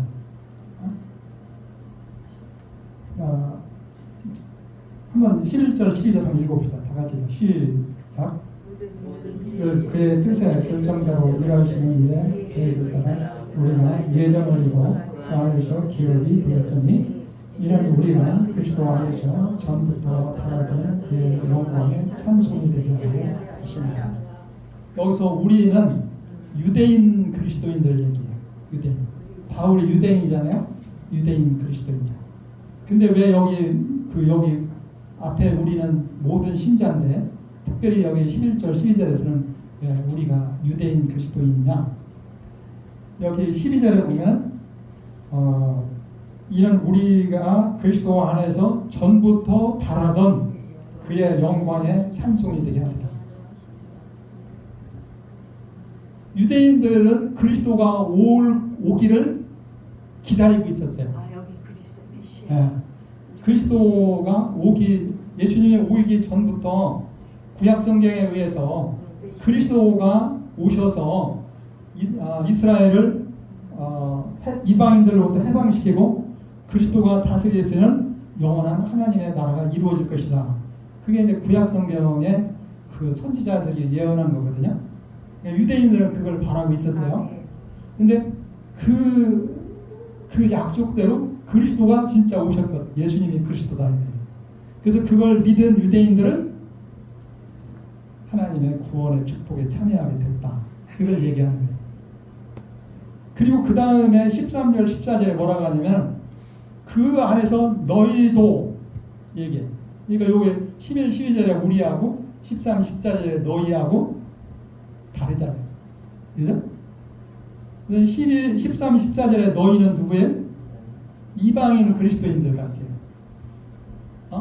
유대인들은 전부터 이걸 바라고 있었어요. 그랬는데 이제 예수님이 오심으로 그 예수님을 통해서 예수님을 믿음으로 그들이 하나님의 약속대로 하나님의 기업이 되었어요. 참된 기업이 되었어요. 원래 하나님께서 이스라엘을 하나님의 기업으로 선택을 하셨는데 이스라엘이 범죄함으로 그걸 잃어버리고 쫓겨났잖아요. 그리고 보다 더 중요한 기업은 영원한 하나님의 나라입니다. 이 가나안 땅도 물론 중요한 기업이지만 그보다 더 중요한 것은 하나님이 원래 계획한 것은 영원한 하나님의 나라가 참된 기업이에요. 근데 유대인들은 그 가나안 땅을 기업으로 얻었다가 죄로 인해서 다 그걸 잃어버리고 흩어졌지만은 하나님의 약속을 믿고 기다리다가 이제 예수님을 알고 믿어서 그 기업을 얻게 된 거예요. 좀 다른 말로 해서 하나님의 참된 기업이 된 거예요. 그런데 거기에서 13, 14절에서 뭐냐면 너희도 우리가 이와 같이 된 것과 같이 너희도 어떻게 돼요? 13절 14절 같이 읽어봅시다. 시작. 진리의 말씀 곧 너희의 구원의 복음을 듣고 그 안에서 또한 믿어서 약속의 성령으로 인치심을 받았으니 이는 우리 기업의 보증이 되사 그 얻으신 것을 속량하시고 그의 영광을 찬송하게 하십니다. 그러니까 여기서 얘기하는 너희는 이방인들. 원래 유대인들의 입장에서 볼 때 이방인들은 구원의 축복에 참여할 사람이 아니거든. 그렇게 생각했는데 이제 나중에 알고 보니까 하나님의 계획은 이방인들도 같이 하나님의 그 구원의 축복에 참여하는 것이 하나님의 계획이었다. 그걸 나중에 깨닫게 되는 거예요. 그래서 바울이 이제 하는 얘기입니다. 이방인의 사도로서 그 안에서 그는 누구예요? 예수님 안에서 유대인이나 이방인이나 누구든지 다 하나님의 구원의 축복에 참여하는 것은 그리스도 안에서 가능한 거예요.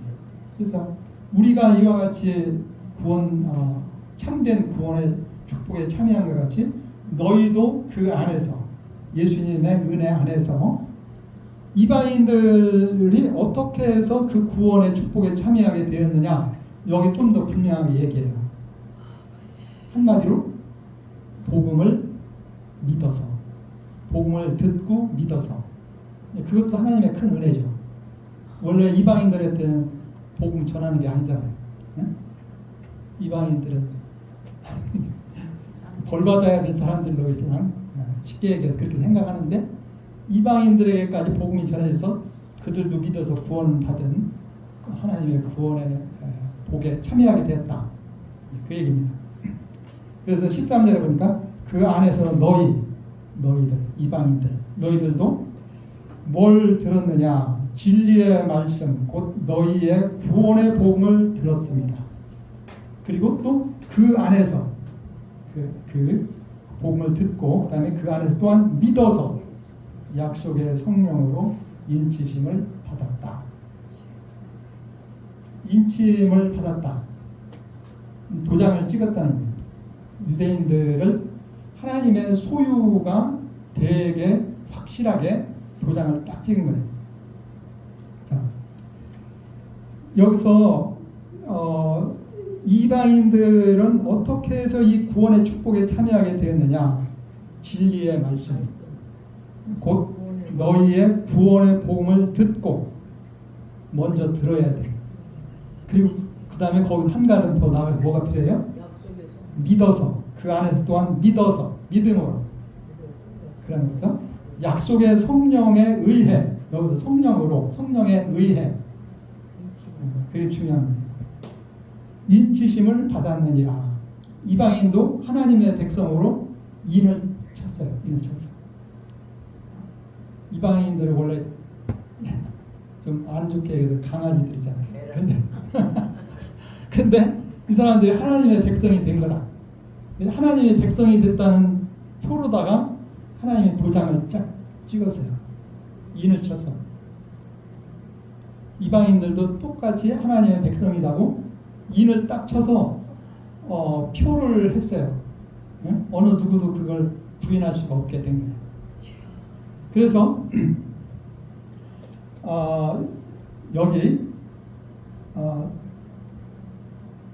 요 말을 우리가 잘 생각해야 돼요. 그 안에서 너희도 복음을 뭐라 해야 되냐. 그래서 우리가 그 이와 같은 그 복에 참여하는 것은 복음을 듣고 믿는 것이 필요한 거다. 이게 중요한 거예요. 이제 에베소서에서 바울이 그냥 믿음에 대해서 그냥 간단하게 넘어가요. 간단하게. 근데 그 이 믿음이라는 것을 굉장히 자세하게 잘 설명하는 것은 로마서예요. 믿음이라는 게 무엇이며 이 믿음이라는 게 어떤 일을 하는가 이런 것을 잘 설명하는 것이 이제 로마서인데 에베소에서는 그냥 간단하게 넘어가요. 그렇지만은 그 믿음이라는 것이 굉장히 중요한 겁니다. 자, 여기서 첫째 이 복음은 한마디로 뭐가 복음이죠? 그렇죠. 로마서 1장 1절에서 4절에 복음이 무엇인가를 잘 설명하고 있습니다. 하나님의 아들 예수 그리스도, 하나님의 아들 예수 그리스도가 곧 복음입니다. 근데 그분을 믿음으로 이와 같이 하나님의 축복의 백성이 되는 거예요. 자, 근데 그 복음을 바울은 뭐라고 표현을 했냐면 첫째는 진리의 말씀, 두 번째는 너희의 구원의 복음이라고 했어요. 복음은 우리를 구원하는 복된 소식입니다. 그래서 로마서 1장 16절에 내가 복음을 부끄러워하지 아니하노니 이는 이 복음은 모든 믿는 자에게 구원을 주시는 하나님의 능력이 되기 때문이다. 복음은 예수님에 대한 소식인데 예수님이 누구신가를 알게 하는 건데 이 복음을 듣고 그걸 깨달아서 거기에 복음에 나타난 예수님을 알고 그분을 나의 주님으로 믿을 때 믿으면은 내가 어떻게 돼요? 모든 믿는 자에게 구원을 얻게 하는 하나님의 능력이 되기 때문이다. 복음에는 하나님의 능력이 있습니다. 능력, 헬라어로 두나미스, 다이나마이트, 폭발력, 능력이 있어요. 근데 그것도 하나님의 능력이에요. 우리 이 복음의 능력은 사람을 죽이는 능력이 아니고 사람을 살리는 능력이야. 죽이는 능력을 우리는 무서워하죠. 겁내죠.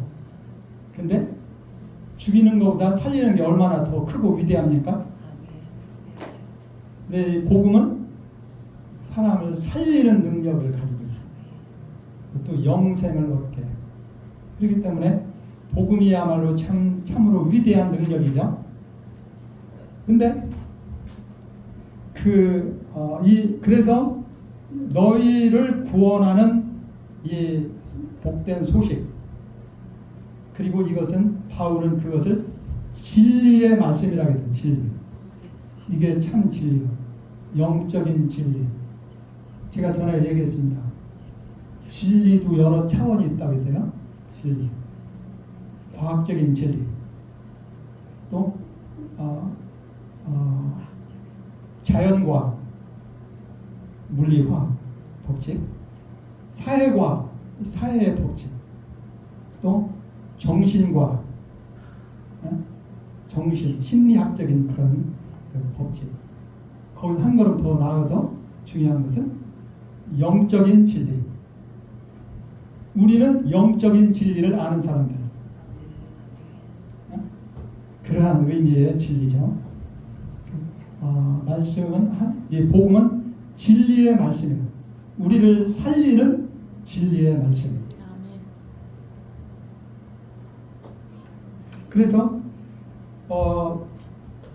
우리 진리를 가져야 돼요. 오늘날 우리는 분별력이 있어야 됩니다. 우리를 거짓말하는 사람 많죠. 속이는 자 많죠. 오늘날 그 인터넷이 발달돼가지고 지식은 많아. 근데 우리를 참으로 유익하게 하는 지식이 아니고 우리를 속이고 우리를 해치는 지식이 많은 거라. 그걸 우리가 분별할 수 있는 능력, 그게 지혜예요. 무엇이 참으로 우리를 참으로 복되게 하는가, 그걸 구별할 수 있는 능력, 그것이 참 지혜죠. 근데 그래서 진리를 분별할 수 있는 능력, 그게 참으로 중요한 거예요. 그걸 잘 분별하는 사람이 지혜로운 사람이고, 그걸 잘 할 수 있는 사람이 참으로 복된 사람입니다. 아멘. 이 시대에 지식은 많은데 참으로 우리에게 유익하게 하는 지식, 그걸 구별할 수 있는 능력이 있어야 돼요. 우리를 참으로 유익하게 하는 지식, 진리는 말씀, 성경 말씀이 있잖아요. 그걸 분별할 수가 있어야 돼요. 우리를 속이는 게 얼마나 많습니까? 그래서 우리가 하나님의 말씀을 잘 깨닫는 사람은 그걸 분별할 수 있는 능력이 있는 거예요. 그래서 지혜로운 사람이 되는 거예요. 자, 어쨌든 예수님 안에서 너희 이방인들도 진리의 말씀, 우리에게 참 생명을 주는 그 참된 진리의 말씀인 너희를 구원하는 복음, 예수님에 관한 소식을 너희가 듣고, 복음을 전하는 전도자가 있기 때문에 들었겠죠? 바울과 같이. 그리고 그 다음에 한 걸음 더 나아가서 믿어야 돼. 듣고 믿어야 돼. 하나님께서 깨달음을 주실 때에 그것을 꽉 붙잡아야 돼. 그걸 내 것으로 삼아야 돼. 듣고 그냥 흘러버리면 안 돼. 그것을 내 것으로 붙잡아라. 그게 필요한 거예요. 믿음이 제일 중요하다. 믿음은 그냥 듣고 알고 잊어버리는 게 아니야. 그 듣고 깨달았으면은 그게 얼마나 귀중한지를 알고 내 것으로 잡아야 돼. 내 것으로 삼아야 돼. 그게 영접하는 겁니다. 영접하는 거. 제가 믿음에는 세 가지 요소가 있다고 했어요. 믿는다는 것은 마음으로 믿는 거예요. 그죠? 마음으로 믿죠? 마음에는 세 가지 요소가 있다고 했어요. 첫째, 지식, 아는 것이 필요해요. 두 번째, 감정. 세 번째, 의지가 필요해요. 우리가 믿는다고 할 때는 이 세 가지가 다 필요한 거예요. 첫째, 영적인 진리를 깨달아야 돼. 예수님이 하나님의 아들 그리스도인 것을 알아야 돼. 깨달아야 돼. 복음을 듣고 그걸 깨달아야 돼. 지식, 영적인 지식. 거기서 그걸 제대로 깨달으면 우리에게 감정이 생겨요. 감정. 어떤 감정이 생긴다고 했어요? 불타는 감정. 그렇죠. 아주 이제 이제 적극적인 내용이고 그냥 쉽게 얘기해서 감사하는 마음이 생기겠죠. 감사. 예수님이 그 나를 위해 십자가에 죽으시고 부활하셨다. 그걸 진짜 정말 깨달으면 거기에 대해서 감사하는 마음이 생기죠. 눈물 나고 그게 그 다음에 감사하게 되면 어떻게 된다고 했어요? 영광을 여기 말씀하신 것 같이 불타는 사랑하게 된다. 사랑하게 된다. 누가복음 7장에 있는 그 죄 많은 여자가 예수님께 뜨거운 사랑을 그렇게 표현할 수 있었던 것은 그만큼 더 감사하기 때문에. 그래서 그 다음에 좀 제가 우스갯소리로 뭐라 했어요? 사랑하면 어떻게 된다고? 사랑은 어떻게 돼요? 못 말린다고 했잖아요. 음식이죠. 진짜 못 말려. 누가 말려? 나가야 돼. 사랑하면 못 말려. 연인도 못 말리고 예수 사랑. 근데 그 말이 어디에 있냐면 아가서에 있더라고. 아가서의 8장에 사랑은 죽음보다 강하고 글쎄 말이야. 홍수로도 그걸 끌 수가 없다. 예수님을 사랑하게 되는 거라. 하나님을 사랑하게 되는 거라. 그러면 그 말은 다른 말로 쉽게 얘기하면 사랑하면 순종하는 거야. 순종해. 사랑하는데 싫어 그러지 않잖아요. 하늘에서 별도 따다 주죠. 예? 사랑하는 자한테 하늘에서 별도 따다 준다. 아 그래. 참 대단해. 뭐가 떨어져? 정말 그런 사람 있나? 말이라도 참 대단하죠. 아 그래. 정말 사랑하면 못 말린다. 그러니까 순교까지 하는 거예요. 그렇죠. 그래서 하나님의 사랑을 정말 깨닫는 사람은 그렇게 되는 겁니다. 그 순종한다는 게 뭡니까? 그게 의지의 표현입니다. 그러니까 예수님의 그 사랑을 깨달을 때에 감사하고 그 예수님을 나의 주님으로 믿는 거예요. 그게 의지의 결단입니다. 그리고 그분을 나의 주님으로 영접하는 거예요. 그렇게 할 때 그 사람이 참된 신자다 이렇게 얘기할 수 있는 거예요. 그래서 그게 그것을 신앙 고백으로 표현하는 거예요. 나는 예수님을 나의 주님으로 믿습니다. 그게 언제 그런 거죠? 세례 문답할 때 그러잖아요.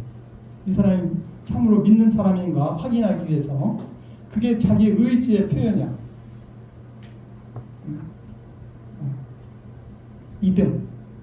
믿음이라는 것은 그냥 말로만 그냥 하는 것이 아니라 정말 참된 믿음은 감사 그리고 사랑하게 되는 거예요. 그리고 사랑하기 때문에 의지의 결정으로 그분을 나의 주님으로 영접하는 거예요. 참된 신앙은 이렇게 되는 겁니다. 자, 이렇게 예수님을 나의 주님으로 믿을 때에 그러한 사람에게 하나님께서 어떻게 하느냐? 약속의 성령으로 인치심을 받았느니라. 성령에 의해서 그에게 인을 친다. 도장을 찍었어. 특별히 여기서 도장을 찍는다는 것은 여기 우리 보면은 소나 양이나 목축하는 사람들이 이게 내 거라는 표현을 하기 위해서 자기의 그 문양이 있잖아요. 자기 각자 그걸 이렇게 해서 불에 달궈 가지고 엉덩이에다 탁 찍어. 그러면 좀 따끔하겠죠. 아프겠죠. 그렇지만은 그 표가 사라지지 않는 거라. 그러면 이것이 이제 누구 거다 그게 표현이 되는 거예요. 그럼 하나님의 성령으로 우리에게 인을 치면 우리가 누구 게 되는 거예요? 하나님 거예요. 하나님 거라는 표가 되는 거예요. 그게. 그러니까 하나님께서 이렇게 믿는 자에게 성령을 주시는 거예요. 그래서 우리가 성령을 모시고 있다고 하는 것은 그게 하나의 그 인이 되는 거예요. 인친 표가 되는 거예요. 우리가 하나님의 백성이라는 표가 되는 거예요. 거기서 바울은 한 걸음 더 나아가서 10절에 뭐라고 하냐면 이것은 여기서 얘기하는 이것은 성령을 얘기해요. 성령. 원어상 그 성령이에요. 성령은 우리 기업의 보증이다. 성령은 우리 기업의 보증으로서 그 얻으신 것을 속량하시고 그의 영광을 찬송하게 하기 위한 것이다. 성령은 우리 기업의 보증. 우리 기업은 하나님의 나라, 영생, 하나님 나라, 하나님 나라의 보증. 이게 헬라어로는 아라본. 근데 이건 원래 그 히브리어에서도 마찬가지 아라본인데 그 담보물, 보증. 그것이 이제 헬라에서도 그대로 쓰이고 있는 건데 보증. 그것이 말하자면 착수금, 중도금과 같은 그런 의미를 가지고 있어요. 중도금. 우리가 그 아파트에 예를 들어 착수금 또는 중도금을 주면 이 아파트는 누구 거예요? 아직 잔금을 안 치렀지만 이건 내 거야. 내 것이 되는 거지. 내 것이라는 보증이 되는 거예요. 착수금. 그래서 이제 잔금만 치르면 이제 완전하게 내게 되는 거예요. 그러니까 이 성령은 하나님께서 우리에게 착수금을 주신 거야. 보증금으로 주신 거예요. 우리에게. 하나님 우리에게 보증금을 주신 거예요. 뭐에 대한? 하나님 나라에 대한. 하나님 나라에 대한 보증금으로서 성령을 우리에게 주신 거예요. 그러니까 성령을 모시고 있는 것은 우리가 성령을 모시고 있는 것은 하나님 나라가 나의 것. 내가 하나님께 속한다. 그거에 대한 이제 보증이 되는 거예요. 보증. 물론 뭐 잔금도 하나님이 치러주셔. 잔금도. 그런데 우리가 하나님 천국에 들어간다는 확실한 보증이 되는 거예요. 성령을 우리가 모시고 있는 것. 우리가 성령을 모시고 있다. 우리에게 인친 것이고 우리가 보증이 되는 거예요. 성령이 우리의 보증이다. 보증이지만 우리가 실수하거나 잘못하면 그것도 그래도 성령이 계시면 보증이 계신 거예요. 보증이 있는 거예요. 우리가 좀 잘못하는 거 있지만 우리가 예수님을 믿으면 그건 다 용서를 해. 아니 그러면 천국은 보증이 성령을 인치면 다 갈 수 있다는 그런 성령을 모시고 있으면 다 가는 거지. 다 가는 그럼 예수님을 믿으면 그 믿음을 가지고 있으면 구원은 다 받는 거예요. 그렇지만 회개의 조건도 있고. 그러니까 일단은 물론 뭐 회개도 다 해야 되겠지만은 믿는 것이 가장 귀중한 거예요. 믿는 것이 가장 귀중한 거예요.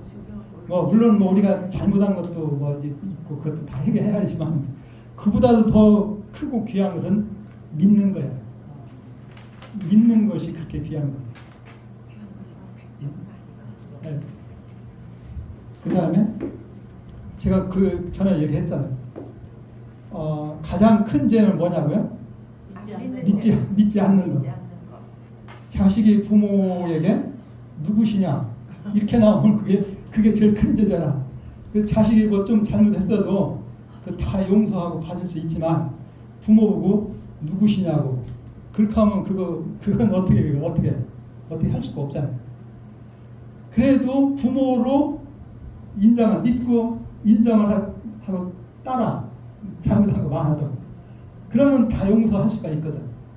근데 부모 자체를 인정을 안 해. 그럼 그거 어떻게 해? 그건 참 곤란하잖아요. 그러니까 믿는 것이 그렇게 귀중한 거예요.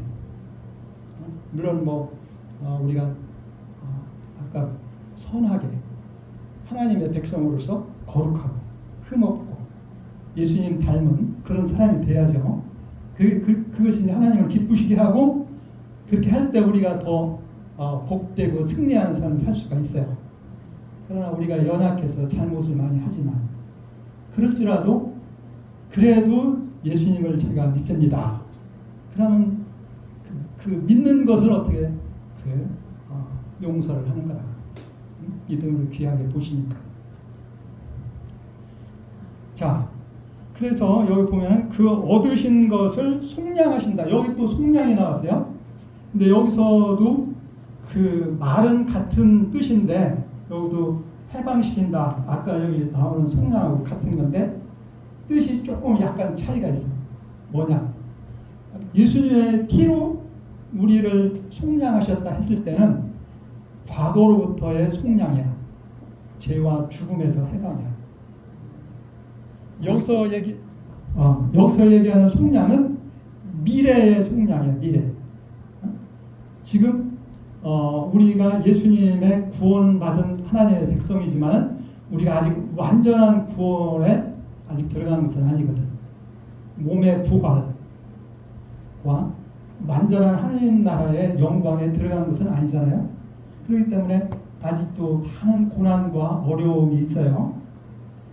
이러한 모든 것에서 우리를 해방시켜 자유케, 그래서 완전한 자유에 하나님 나라의 영광에 들어가게 해. 그걸 얘기하는 거예요. 여기서 얘기하는 속량은 미래의 속량, 완전한 구원, 우리 몸의 부활, 이것까지를 의미하는 거예요. 그래서 성령은 장래 완전한 구원에 대한 보증이다. 그렇게 얘기하는 거예요. 그래서 뭐라고 얘기하냐면 그의 영광을 찬송하게 하려. 그 얻으신 것을 속량하시고 그의 영광, 하나님의 영광을 찬송하게 하기 위한 것이다. 이 모든 것이 궁극적으로는 다 하나님께 영광이 되게 하기 위한 것이다. 이렇게 그렇죠? 여기서 뭐라고 했냐면은 그 얻으신 것을 속량하셨다. 여기서 그 얻으신 거라는 것은 소유라는 뜻이에요. 소유. 우리가 예수를 믿음으로 하나님의 소유가 된다고 했죠. 하나님의 소유, 우리가 하나님의 것이 되는 거죠. 근데 하나님께서 그것을 자기가 소유가 된 우리를 완전하게 해방시켜. 그것이 여기서 얘기하는 미래의 속량, 우리 몸의 부활, 이런 것을 그 하나님 나라의 영광에 참여하는 것, 그걸 얘기하는 거예요. 그래서 성령이 우리에게 인치시고 하나님 거라는 그런 표가 되고 그 다음에 보증이 돼. 우리가 완전한 구원에 우리가 참여할 것이다. 그걸 확실하게 보증하는 것이 된다. 이렇게 굉장히 긴 얘기, 그냥 간단하게 우선 넘어갔습니다. 자, 이렇게 해서 바울은 하나님께 영광을 돌리는 거예요. 첫째, 성령. 누구에게 찬양을 드립니까? 바울이 하나님 아버지께. 무엇에 대해서 찬양을 드립니까? 첫째, 그렇지. 그리스도 안에서 우리에게 하늘에 있는 모든 신령한 복을 우리에게 주신 것에 대해서 찬양을 해요. 근데 그 신령한 복이 무엇이냐? 첫째, 창세전에 우리를 그리스도 안에서 선택하셨다. 그 선택한 목적은 우리가 하나님 앞에 거룩하고 흠이 없게. 그걸 위해서 우리를 어떻게 했어요? 예정하셨어. 근데 무엇을 예정했습니까? 우리가 하나님의 아들들이 되도록, 그 상속자, 영광스러운 상속자가 되도록 예정을 하셨어요. 그것도 누구에 의해서 그렇게 된다고요? 예수님에 의해서. 근데 그 궁극적인 목적은 하나님의 영광을 찬양하도록. 그걸 구체적으로 이루기 위해서 예수님이 무엇을 하십니까? 첫 번째, 그의 피로 우리를 죄를 용서하고 해방시켰다. 과거의 모든 죄와 죽음과 악의 세력에서 해방시켰어요. 자유케 했어요. 두 번째는 우리에게 지혜와 총명을 주셔서 하나님의 비밀을 깨닫게 했습니다.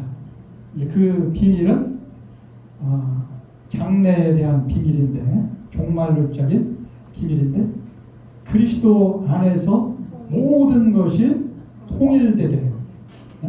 그리스도의 통치가 이루어진다. 는 것입니다. 그리고서 마지막으로 유대인들이 먼저 구원받고 예수를 믿어서 그 다음에 이방인들인 우리도 예수를 복음을 듣고 믿어서 구원을 받았어요. 그리고 그 증표로 성령을 주셔서 우리에게 인쳤고 하나님의 것이라고 그렇게 표시를 하고, 그 다음에 보증으로 성령이 우리의 보증이 되신 거예요. 장래 속량, 우리 기업에 대한 그 보증이 되셨다. 그래서 이런 것을 생각할 때 참으로 뭐 할 얘기가 많겠지만 몇 가지 이런 것들을 생각할 때 너무나 하나님의 그 사랑과 은혜에 감사해서 바울은 하나님께 찬양을 드릴 수밖에 없다. 그겁니다. 그래서 오늘 우리도 마찬가지입니다. 우리도 하나님께서 우리에게 베풀어 주신 것이 뭔지를 기억하고, 이걸 잊어버리면 그냥 모르는 거라. 우리가 그걸 기억할 때 우리는 하나님께 감사와 찬양과 영광을 돌리고, 또 그 은혜 안에서 하나님께 영광을 돌리면서 살게 되는 것입니다. 그래서 우리가 다시 바라요. 일단 기도하고 마치겠습니다. 하나님 아버지 감사합니다. 오늘 우리는 바울의 송영을 통해서 하나님께 감사와 찬양을 드리는데, 우리가 왜 하나님께 감사와 찬양을 드릴 수밖에 없는가 몇 가지 생각했습니다. 우리는 하나님께서 믿는 우리에게 주신 이 크신 구원의 은혜가 얼마나 크고 놀라운 것인가를 기억하고 잊지 않고 항상 우리 하나님께 감사하며 찬양하며 영광을 돌리며 살기에 부족함이 없는 그러한 저희가 되게 하여 주옵소서. 다음 시간까지도 부탁하고 감사드리오며 우리 주 예수 그리스도의 이름으로 기도하옵나이다. 아멘. 지겠습니다.